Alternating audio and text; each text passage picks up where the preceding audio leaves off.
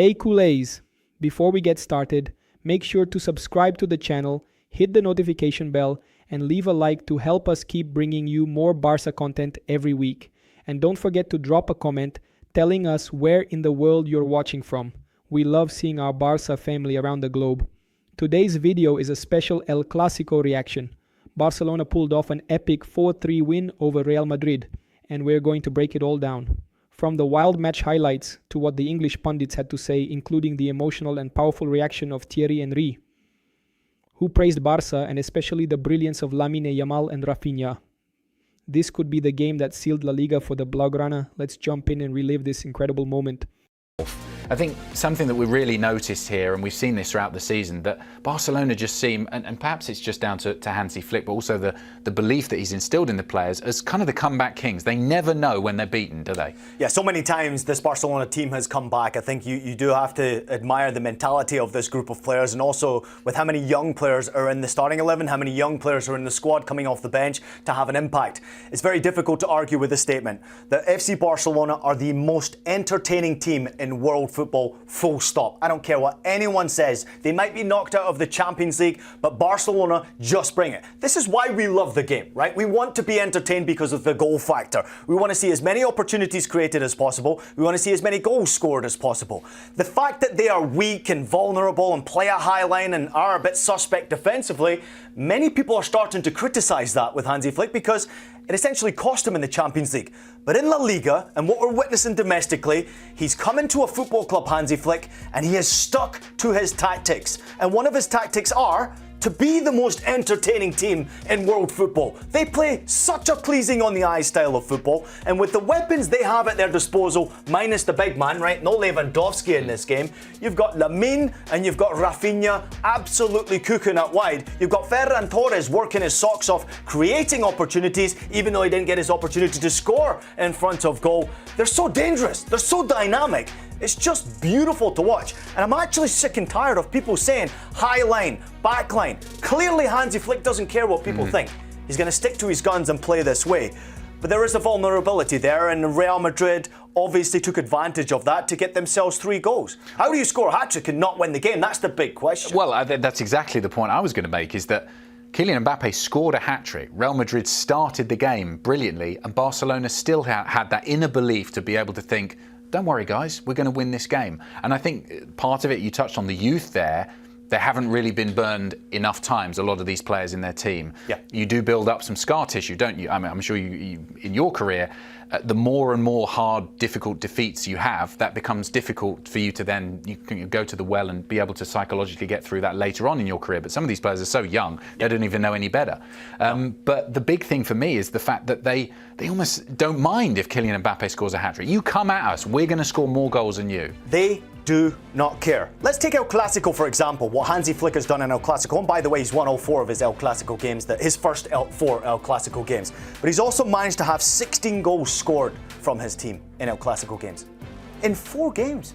I mean, it's remarkable what he's getting out of these players. Okay, Chesney was an unusual one. Ter Stegen's back, but Chesney in goal after obviously having his retirement, coming out of retirement to help this Barcelona side. It's been massive because he's been forced to play a sweeper-keeper sort of style of football because of that backline. But the offensive side of the game, from Pedri to De Jong, who I thought were absolutely exquisite today. Once again, controlling the game. Once again, their passing, their ability in behind, the way they played the game was brilliant. I think Pedri's one of the most underrated footballers in world football. And then De Jong is a perfect example of someone you can put next to him to create such great chemistry that puts it so pleasing on the eye. Almost getting back to his best form. But what we're seeing from Lamine Yamal and Raphinha is something different. This is unusual. Raphinha, I didn't know could reach this type of a level. He has gone to the world class category as far as I'm concerned. He's getting very, very close to being that Ballon d'Or winner this year. I know they're not in the Champions League, and maybe that will work against him with the Ballon d'Or race, but he's absolutely up there for the goals that he's been scoring this season. But I'm absolutely loving what Hansi Flick has done. Obviously, the 16 goals in El Clásico games is vital. The way they've been scoring goals, 95 goals now in La Liga. Looks like they're going to absolutely clean up domestically. They are making Real Madrid fans become Barcelona fans because of how good they are to watch play football. This is how good Hansi Flick is, though. He manages to get the best out of young players. He still gets the best out of the old experienced players. Lewandowski, of course, I know De Jong's not an older player, but I still put him into a category of an experienced player. And you bring in a Chesney who still pulls off remarkable saves. You add that all together, it's not easy to get the performance he's getting. For me, Hansi Flick is the key. On this man, Hansi Flick, how impressive was it as well, given the circumstances of what happened in midweek, to pick himself and his players up from such a disappointing way of going out in the Champions League? Obviously, it was great for the neutral. We enjoyed watching it. We loved watching it. I'm sure they enjoyed, in some ways, being part of it. But to be able to, a few days later, go up against Real Madrid, concede goals early, and still find a way to win, that shows tremendous psychological strength from the players, but also from the manager. Psychological, mentally, also physically, right? Because you've gone through extra time as well. And to be able to have the physical ability to still take it to a team like Real Madrid in the way that they did do, it's really astounding to watch. This team is something else. They're on another level. I don't care what anyone says. You can come at me about Real Madrid, and I have critiqued Real Madrid. I actually enjoyed watching Real Madrid in the early part of the season, but they lost their way. And you cannot sit here and say that Real Madrid have put a good season out. They've been miles off of it. And Barcelona have taken their game to the next level, where at one point I thought Barcelona lost their way around that November period where they were losing games and allowing teams to obviously score goals. There we saw the vulnerability. I mean, if you go through the last 7 games, Barcelona still conceded, I think, 16 goals, but they lost only one of those games. That mentality, that power, that strength, that ability to get back in games, it really is precious. And plus, not many of these players are taking a break, right? Lewandowski's been the one who's been out injured. But they have made Real Madrid look like absolute mugs this season. They have made La Liga look easy this campaign for the way that they're scoring goals. Now, there is room for improvement. Of course, we've got to go there. It's a high back line that Real Madrid, once again, made them look a little bit silly. But for Real Madrid to score 3 goals away from home, Kylian Mbappe to score a hat-trick, it's ridiculous that they didn't get anything from this game. On Mbappe, how do you think he feels post-match? Because time and again this season, he's produced. I mean, you look at the numbers, I think he's only 1 behind Lewandowski in terms of chasing the golden boot in Spanish football. He's had, objectively, a brilliant season. I think if you'd offered him this when he signed for Real Madrid as a first season, he'd have taken it, wouldn't he? But time and again, he's on the losing side. Yeah, but he's leading the way now for Pichichi, right? Because of this break that Lewandowski's got. So he's got the opportunity of winning something this season. And I'm not counting any of these other trophies that they're competing with Real Madrid that they've won. Forget about it. We're talking major trophies. Real Madrid is an institution that needs to win trophies. Kylian Mbappe's come into the football club and scored goals. 38 goals is unbelievable. It's ridiculous what he's done in La Liga itself. And he might win Pichichi. However, for Real Madrid, if you look at them in a big hole, they have failed this season. Every single player. And I know there's been a ton of injuries, especially along that back line. But Real Madrid have absolutely failed. Every single one of those players, and I'm even going to throw Kylian Mbappe into this category. So what you're saying basically is Mbappe doesn't really care how he does individually, it's about the team. Exactly. Well, why did he go to Real Madrid, right? He went to Real Madrid to win a Champions League title, to win a title domestically, clean up domestically, and he didn't do that this season. He scored the goals to get them there, but there's still room for improvement from his own game. However, I think every player at Real Madrid has underperformed this season. And when you look at what Barcelona have done, obviously Hansi Flick has got the best out of his players. It's a class above. Barcelona continues to get better and better. There's no doubt in my mind they don't have a lot of money to spend on the transfer market, so they're going to have to be smart financially. But if they improve with a little speed along that backline, because Hansi's going to stick to these tactics, if they improve with a little bit of speed, they're the Champions League favourites for me next season. They're just a class above everybody else and the most entertaining team to watch in world football right now. It's brilliant. What a game. To be fair, both teams need to improve defensively. Yeah, the best, most entertaining, most organised team with a plan. They've had a plan this season. Whether we sit in Bristol, Connecticut on a weekly basis and talk about their high line and talk about their inexperience and talk about, why are they squeezing the game at this point and all that sort of stuff. They've had a plan, and this is the way they're going to play. And it did cost them to an extent in the Champions League, but it's not going to cost them in La Liga. But there's a pattern of play how they go about it, and I thought that was amplified today by the performance of the 2 guys that have driven this team forward in the middle of the park. I thought Pedri and Frankie de Jong, for all the talk about Lamine Yamal and Raphinha and the goals and all that, the middle of the park today was super important. That's why at half-time, Diaz and Modric come on. They needed somebody, Real Madrid, that could put their foot on the ball. They had nobody that could put their foot on the ball. And that's what Barcelona had. And when you have players in there that are as comfortable in possession in tight areas as they are, they're happy to take it in, turn away and switch it. then that's a dream for any team. Those two were fantastic. Kylian Mbappe's got a hat-trick and they lose. Yeah, no one is talking about it. We are talking about Frankie de Jong in Barcelona. Ian brought it up a great point in the commentary, didn't he? Like the World Cup final. Yeah, exactly. I think that, but we talked about him during the pre-show before the game and what was his season, and we talk about that individually. He's been fantastic. I mean, he's ahead of the top scorer of La Liga. I think he's 27 right now, and he's not going to get a trophy. He arrived to this club to bring it to the next level, to try to win the Champions League, the League, the Copa del Rey, and bring the excellence to this team. And in the end, he's going to find a very good season for him, but definitely around him, there is no help at all. We saw today that there was no midfield. Craig just mentioning about Frankie de Jong and Pedri just running the show, and no one even trying to chase him. So I think he did a good job today once again, but it's not going to be enough for Real Madrid. Maki, you've called a lot of these games, you've played in a lot of these games. Have you ever seen anything like that? No. I've never seen two teams as defensively bad, as chaotic. It was just... I mean, I thought the referee had a decent game, actually. But there was so many incidents to talk about. Yes, we'll speak about, you know, the 7 goals, and then Mbappe got a hat-trick and was on the losing team again. The monumental victory and what it means to Barcelona. But there was so many other things that we talk about. I was just saying, just off camera, I was at when Germany beat Brazil in the World Cup, they won 7-1. It was a bit like that. Every time a team ran forward, you thought, they're going to score, they're going to score. And it just kept on, the goals just kept on coming. I was only surprised we only had 1 in the second half. We could have easily had 5. Raphinha could have had 5 alone. I know. How can you go 2-0 up and then you're absolutely hanging on at half-time? I know. They just down tools at half time. You must be the same as us. We're like, what's the score? What's happened? I know. It was just surreal watching Real Madrid collapse in the first half. But I tell you, if half-time Hunter came around, we wouldn't have had a spectacle. No. You know, if we'd had another 10 minutes or 15 minutes of that incessant Barcelona pressure, he needed half-time to be able to make a couple of changes. Yeah. I'm sure he had a few harsh words, Carlo Ancelotti, for some at half-time. But they absolutely needed that. This Barcelona team are incredible at many things, but turning games around, it's fun, unbelievable. They just like the challenge. Give you a 2-0 head start, and then we'll kick on from there. At least at the end of the day, are you not entertained? No, of course. I think it was a street football. We saw two teams just going forward and forgetting that sometimes you have to defend in football. And for Barcelona, it could have been a massive blow to draw this game or even lose it, because they had or they gave option to Real Madrid when you have everything in hand. It's true that Real Madrid started very good in the first 45, but when Barcelona started having the ball, dominating, creating chances, it could have been 4, 5, 6 goals in the first 45. Let's get some reaction now. Sid Lowe is with, I imagine, a very relieved Hansi Flick. Hansi, after what happened in Milan in midweek, for you then to be 2 goals down in 15 minutes, it would have been really easy for your team to crumble and collapse.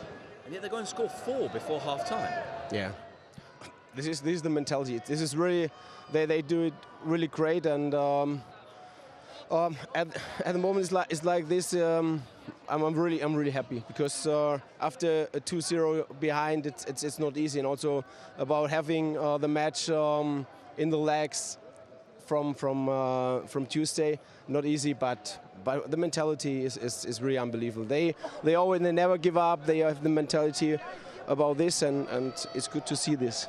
Did you have to talk about that before the game, or did you just trust that they would have that character without you needing to talk them through the, if you like, the emotional and the psychological side of preparing this match? Now we always speak about this, also these things, because it's for us it's very important that we start the dynamic with the pressing, and then everyone is, you know, it's step by step, the next one, and this is normally they make it good, but in some situation when you lose the ball, and then directly the transition they made really good, and we know that they are good.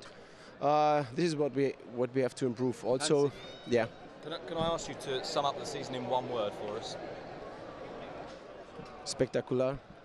Thank you very much. You're welcome. How's he feeling, really, Craig? Like, we're watching this. He's having a heart attack next to Drained. us. Drained. It's the type of game that demanded a collar and tie. That's how good this game was. No, I think it didn't. I think that's the whole thing. Everyone just stripped off their clothes and went for it. It was free for all. And Yeah. I mean, spectacular. If you get knocked out in the Champions League in that manner, is it spectacular? I mean, I think some of the football has. I think 3 there's- trophies, Craig, huh? 3 trophies. I mean, yeah. There's lots to what was the 3? I don't count the other one. Copa del Rey, Spanish Super Cup. The Copa del, Liga. I'll give you the Copa del Rey in the Liga. come No, let's not go down don't that. have it. Let's not go down that road. I wonder though what he's thinking about in terms of next year. Yeah. Because he's not going to change the way that he wants his team to play.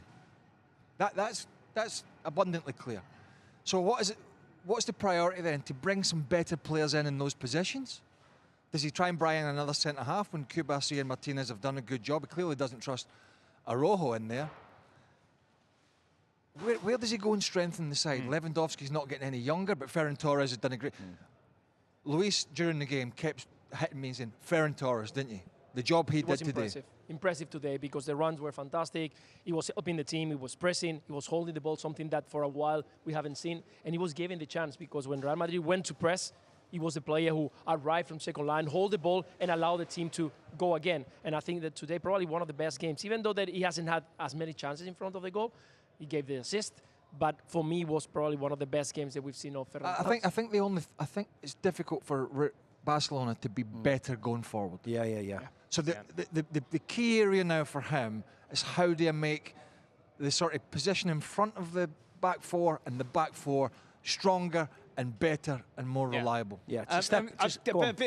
Next year for Barcelona isn't the top of our priorities. What is, though, is the fact that Hansi Flick seems to have given his team that confidence, that belief in themselves that no matter what is happening, you could be 2-0 down, yet you still can come back. You still have the ability. Yeah. You've still got to stick to your gun. Listen, they've got a wonderful forward line, haven't they? Defensively, they're not very good. And defensively, that has to change because they will not win the Champions League playing like that. Listen, we love watching them. It's amazing. The forward line. They almost won it, Mac. No, but they did. No, almost. There's no almost. 92nd minute, they almost did it against Inter. And they should have shut up shop. They got knocked out in the semi-finals. I know, but we're talking as if, they're never going to do it. They're never going to get close. They're not. I don't understand. I don't understand what the problem is. The problem when you're is just 2 minutes away. When you're conceding 3 goals every game, and the better teams will shut up shop and grind out results. They can't grind out anything, Barcelona. They just want to outscore you.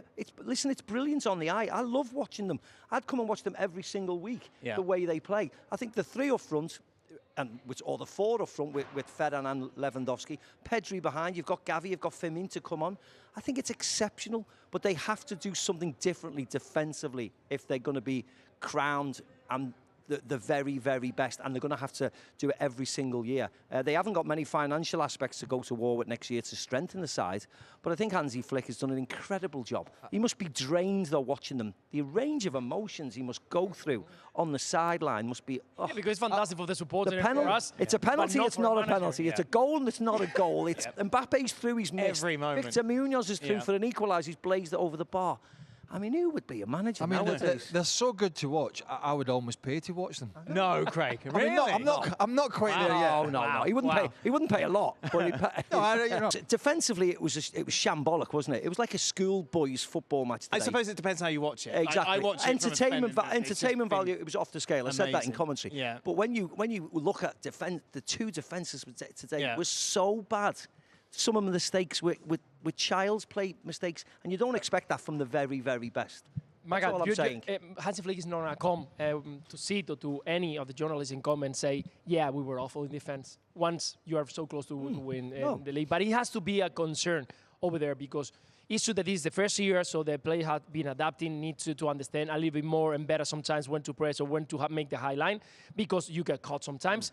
But again, those mistakes are made not by the style of play or by that high line. The mistakes have been done individual. Today, the first one is by a bad control from Kubasi. He gives the chance to Kylian Mbappe to get in front. Not because the high line was bad or because it was a bad cover.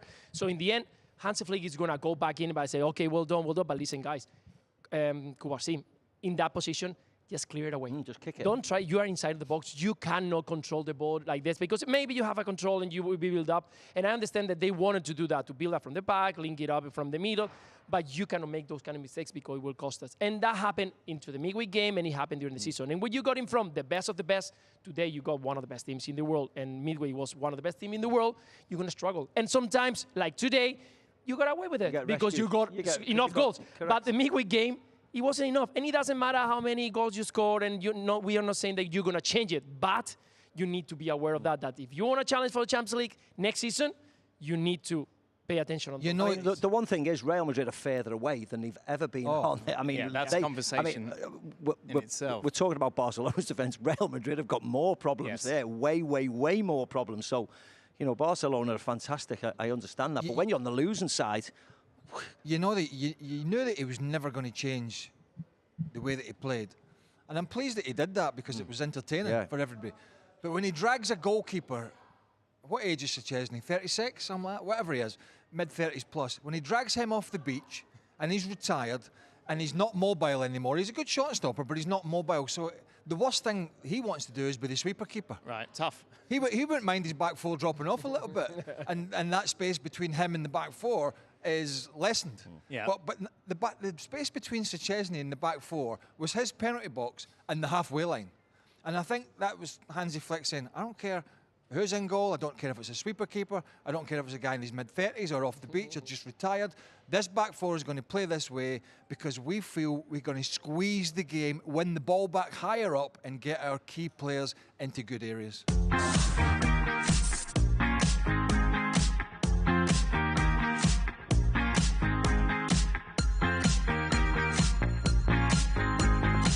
After the match, Thierry Henry spoke out and praised Barcelona, who once again humiliated Real Madrid in this thrilling season. He said, "Look, I don't know why, but when the result is going against us, that's when we play better. We've seen it all season, and honestly, I hope it doesn't stop." What Barcelona did today against Real Madrid was absolutely spectacular, a classic full of twists and intensity, and in the end, 4-3 for Barça. They're marching toward the La Liga title with authority. That's 4 straight El Clásico wins this season, and that's no small feat. Real Madrid simply can't handle this Barcelona. It's like the Catalan side has become their worst nightmare. And what can I say about Lamine Yamal? This kid, he's playing like a seasoned veteran with a calmness and intelligence you rarely see. He's seriously entering the conversation for the best in the world, and deservedly so. And Raphinha, what an incredible season as well. He's been decisive, technical, explosive. He and Yamal are becoming a devastating duo. And honestly, I'm impressed. Barça is showing that even with the criticism, even with setbacks in the Champions League, they're still a machine. And when it matters most, they put on a show. The title is very close now, and if they keep this up, Barcelona will lift the trophy, and fully deserve it. And there you have it, culés. Another unforgettable El Clásico and another humiliation for Real Madrid. That's 4 wins this season for Barcelona against their biggest rivals. 4. This isn't just dominance, it's total control. The kind of performance that sends a clear message: Barça is back and La Liga is ours to win. With players like Lamine Yamal and Raphinha stepping up game after game and the leadership of Hansi Flick, it's hard to see anyone stopping this team now. The fight, the passion and the football we're seeing from Barça, this is championship form. So if you're as proud and excited as we are, make sure to subscribe, turn on the notification bell, and of course, smash that like button.